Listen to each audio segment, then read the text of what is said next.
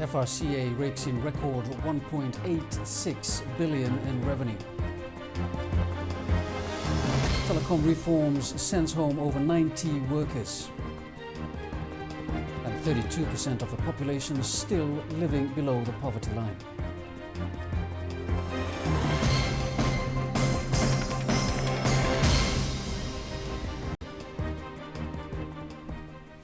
Very good evening. Leading this bulletin, the Fiji Revenue and Customs Authority has exceeded its own expectations by collecting a record tax revenue for last year. FRCA managed to rake in a whopping $1.86 billion. That's $118 million more than 2012. But with that milestone achieved, 2014 is already shaping up to see our taxmen surpassing the $2 billion mark for the first time. Raking in $118 million than its previous record is no small achievement even for our tax authority. For last year, FIRCA had set itself a huge target of $1.85 billion to collect in taxes. At the end of the year, they surpassed that by a healthy $7.7 million. We started 2-3 years ago, huge reduction in tax rates to try and encourage consumption, basically in all form. Through taxpayers, individual and corporate alike. The reduced tax rates has actually encouraged people to buy goods and services, more disposable income. Hence, in return, people are actually spending as well. Looking back at 2013, FIRCA boss Tikolevu says their record numbers clearly reflects government expansionary fiscal policy stance. In hindsight, the general tax cuts back in 2012 have now finally reaped dividends. But one of those critical factors is the fiscal reform that government did 2 years ago. We are actually seeing the product of that. And while we're reducing the direct taxes, we're actually collecting from indirect taxes forms, which is VAT. It's very buoyant. So whatever we've lost out in terms of direct taxes, we're actually getting it back and more. Improved compliance as well as debt collection has helped FIRCA tax arrear now down to just under 61 million, a reduction of over 43%. But with another record year now history, the taxman is already fixing his sight on his 2014 target of $2.03 billion. It's the first time we are crossing the $2 billion mark, but with a can-do attitude, with the right strategy, which we already started with our staff, making sure that the strategy is set on the first day of January. In fact, it was set from December last year, changing in just within. The team, the POI as a final tax has come in, the resources that were there handling those functions. The $1.86 billion now collected for last year now makes up a sizable 89% of government revenue. Ndrewu Kelangi, Fiji One News. Lami High School administrators were threatened with closure today by the Education Minister, Philip Mbole. Mbole found that only 60 students had enrolled and expressed his disappointment in the process. He added that he could cancel the school's grant and close the school. Mbole, pictured here with Lami Primary School students, said the late enrollment meant a delay in classes and wastage of resources. He told school administrators such attitude needed to change, especially since education was now free. The minister also visited Ballantine Memorial, Suva Adventist High, Suva Adventist Primary and Navesi Primary. Mbole will be visiting schools in Nabua tomorrow. The Fiji Islands Council of Trade Unions say there is nothing they can do to negotiate on behalf of the 94 workers that were made redundant by the Telecommunications Fiji Limited yesterday. The union says under the Essential National Industries Decree, there is very little unions can do. As Salite Start reports, there are already allegations that workers were made redundant without proper consultations. It was certainly not the start to the year which close to 100 employees of Telecommunications Fiji Limited was anticipating. The workers were handed in their letters yesterday. Fiji Islands Council of Trade Unions say their hands are tied under current laws. The sad thing is that all these are permissible only because of the Essential National Industries Employment Decree. If it wasn't for this decree, then the unions would be involved, and they demand prior consultation and proper negotiations on all these matters, as we have done in the past. Under the decree, the workers are required to have their own bargaining units with their employer. Singh confirmed that the bargaining unit of TFL met with the executives on Monday to negotiate a redundancy package. This time around, 6 years, 7 years on, they are only giving 1 month's pay up front and 1 week's pay in return. So it's less than half of what was given to workers 7 years ago. Now, again, Telecom, as I said, is able to do all this and get away with it because they know that these workers have got nowhere to go. They can't challenge this decision of the employer anywhere. They can't go to employment tribunal because the essential employment decree disallows all that. Singh says employees should have been consulted thoroughly before being made redundant. These representatives tried to negotiate a better package, tried to find justification for the redundancies, and they also apparently raised concerns about the fact that the redundancies, that the matter was being announced without any prior consultation with them, which is really in bad faith. This is not the first time Telecommunications Fiji Limited has laid off its workers in the name of reforms. When contacted, Fiji One News was told that a statement will be released later by the Amalgamated Telecom Holdings Limited after submitting a report to the stock exchange. Ali Teshtar, Fiji One News. The Ministry for Women, Social Welfare and Poverty Alleviation has today confirmed that 32% of our total population still live below the poverty line. Poverty Alleviation Minister Dr. Luveni says that would mean that over 200,000 people fall into this bracket. Dr. Luveni says this places a huge burden on the state to try and help reduce what has been accumulating now for many years. Major stakeholders coming together to brainstorm on how to reduce our poverty levels. The presence of those from the United Nations Economic and Social Commission, UNESCAP, also reflects just how serious this has become, especially with official figures now placing our poverty numbers at 32% of the population. According to government statistics, 32%, about 32% people are living below poverty line.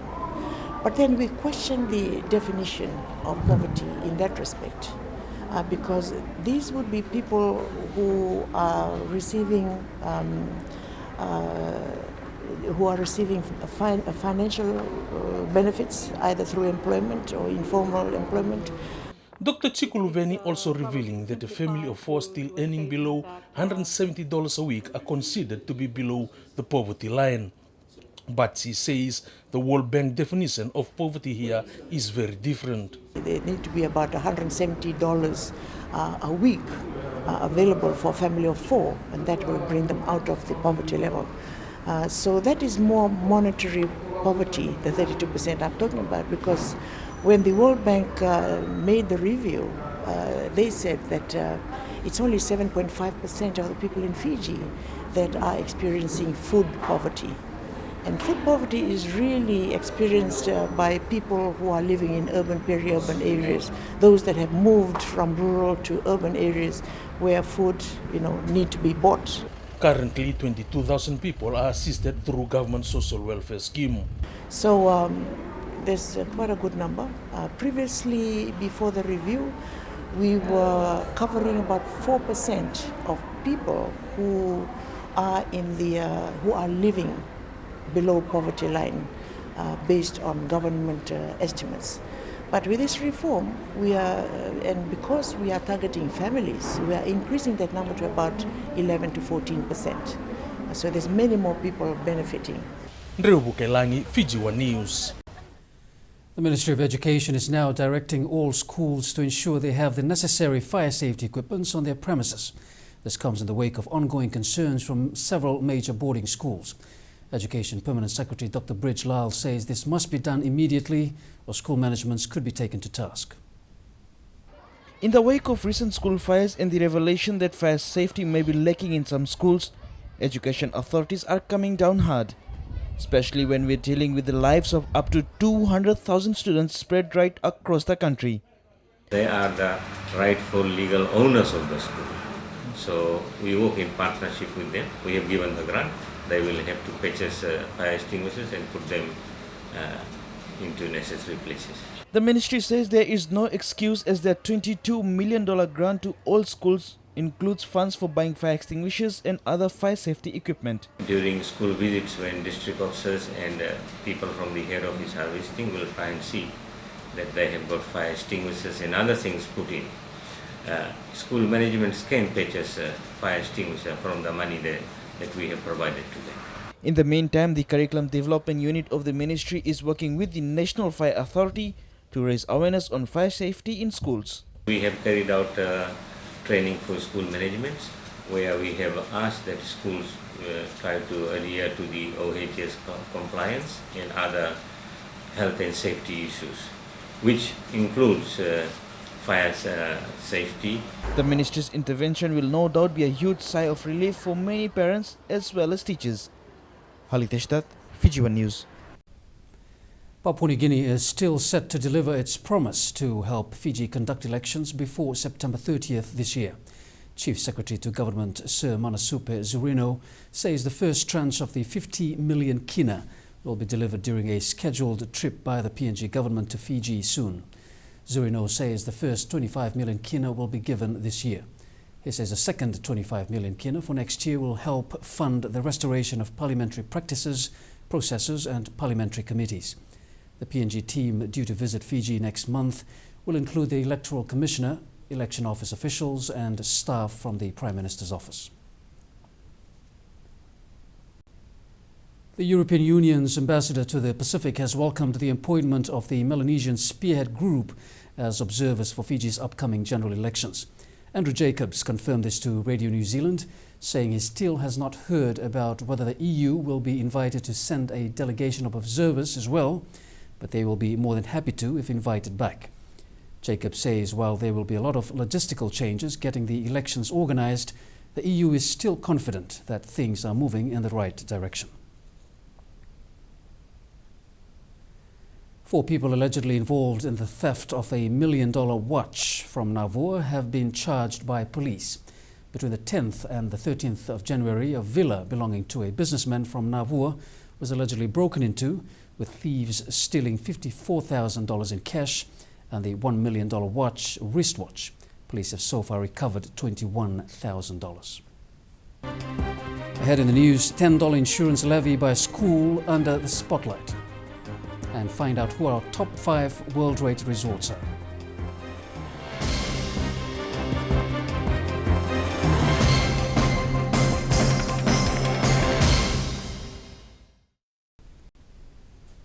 Hello again. All schools are once again being reminded to refrain from demanding any form of fees from students. This is after Education Permanent Secretary Dr. Bridge Lal intervened in a complaint against the Area Pratinidhi Sabha for imposing a $10 insurance levy on students attending its schools. Dr. Lal says all form of fees and levies is already included in the $22 million grant given out to schools. Please don't pay if any school is asking. Any school that wishes to levy any type of levy has to seek my approval. And very clearly we are not just going to give approvals to anyone, because we have given more than enough grants to them. Dr. Lal says no school has been given any permission to collect money for any reason from the students in 2014. We had given them approval, it ended on 31st December 2013, so there is no approval for 2014, and in 2014 it is included in the grant that we have given. Area Pratinidhi Sabha President Kamlesh Arya says the organization has been charging $10 personal accident cover liabilities under the OHS Act, and it is not part of school fees. The Sabha says it was given permission to collect the levy last year, and it sought clarification if the grant for schools in 2014 covers this levy. They say they are still waiting for a response. A mother of 5 did not have to worry about spending money for her children's stationery this school term. That's after Post Fiji came to her aid. Mere Gaunda had lost all her belongings and stationery she bought from Post Fiji a week earlier after a fire completely destroyed her home. Today, her prayers were answered. I have already prepared for my kids to go to school. There are 4 of them. They have to go to school. 1 in Form 6, Form 4, Form 2, and 1 in Class 2. And I'm so happy and I'm so grateful with Post Fiji assisting me to enable my kids to go to school. Without that assistance, my kids wouldn't be enjoying the yesterday and today. granted her request to purchase the same stationeries again under their credit facility. The organisation says this is part of their corporate social responsibility to help those in genuine need and also give back to their customers. It is part of our corporate responsibility, but at the end of the day, it's going to be up to our management. They're going to sit down, they're going to talk about it, and we'll always try and find a good solution for everyone. The Sugarcane Growers Council has welcomed the idea of mechanised harvesting. This is planned to play a major part of the sugarcane industry this season. Council Chief Executive Sundaresh Chetty says with the bumper crop harvest expected to be carted to the mills this season, this is an area they hope will enhance the work for farmers come June when the mills open. While it has been a thoroughly discussed issue in the recent past, the prospect of mechanized harvesters taking a leading role in the industry this time around somewhat comes as a sigh of relief for the Growers Council. Introduction of more mechanical harvesters also being anticipated by the industry. We have heard some discussions with potential investors who are interested in bringing in mechanical harvesters from overseas. So we are looking for a better season in 2014. With the current favorable weather conditions prevailing, we expect our crop to be in excess of 2 million tons.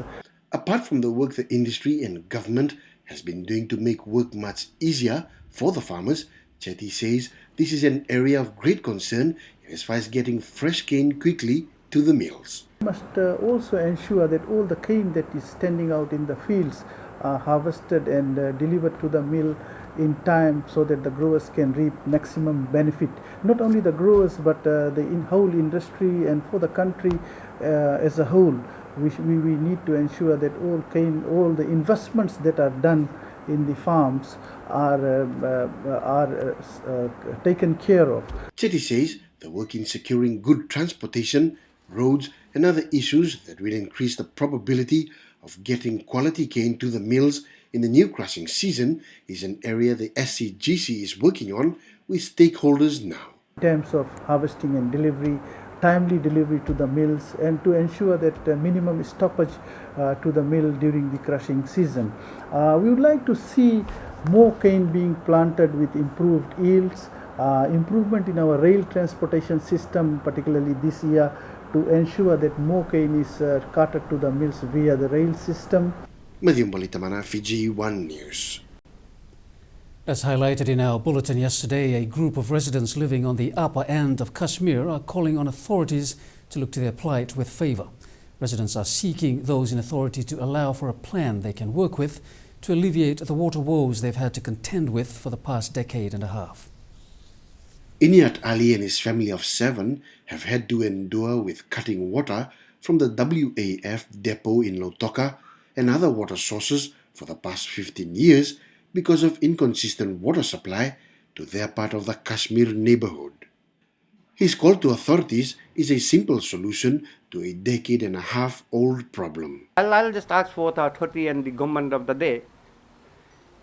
See, we got the reservoir up here. If they give one main from here to us joining our mainland, they will be the heroes of the day. His neighbor, who has had to contend with the same problem for the same amount of time, has become immune to the number of public notices issued by the Water Authority of Fiji when it comes to low water levels and the like in the recent past. The Water Authority of Fiji, they put out a notice mentioning that there'll be water cuts in our area and trucks will be coming around passing out water because our reservoir, which is up on the hill behind my house, the Kashmir reservoir, is low on water. Now I feel that's a joke. Because you put a notice out like that if it's going to be a one-off situation. But this has been going on for 15 years.